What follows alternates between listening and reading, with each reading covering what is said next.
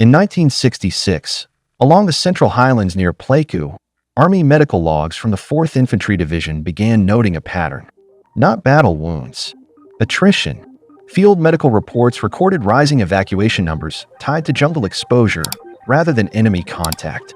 In this briefing, you're moving through 3 phases of how Vietnam's environment steadily broke soldiers down, physically and mentally, long before combat decided anything. For most infantry units, jungle conditions were not occasional. They were continuous. Patrol schedules placed soldiers in triple canopy jungle for weeks at a time, often without full dry periods. Army medical histories from 1965 to 1967 repeatedly noted immersion foot, fungal infections, and persistent skin breakdown among line companies. Boots stayed wet.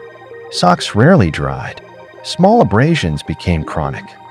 A medic with the 25th Infantry Division later recalled that nearly every patrol returned with men whose feet were already compromised before first contact.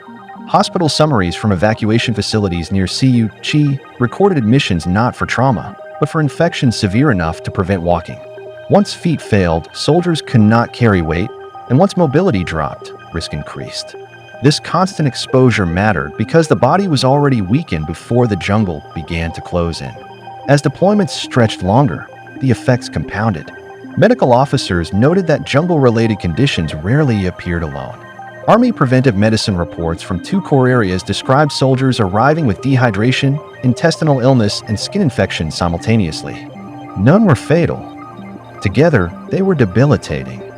Units operating near the IA Drang and along border regions faced heat indexes that made sustained exertion dangerous.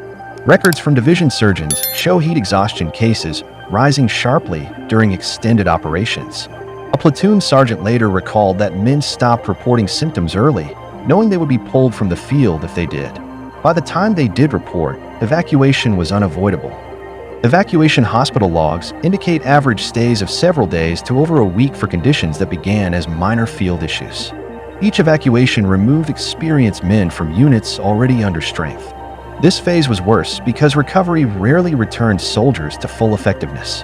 By the late 1960s, Army medical histories began explicitly linking jungle conditions to psychological strain.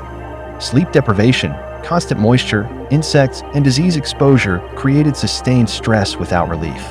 Field reports noted rising cases of combat fatigue where no single engagement triggered collapse.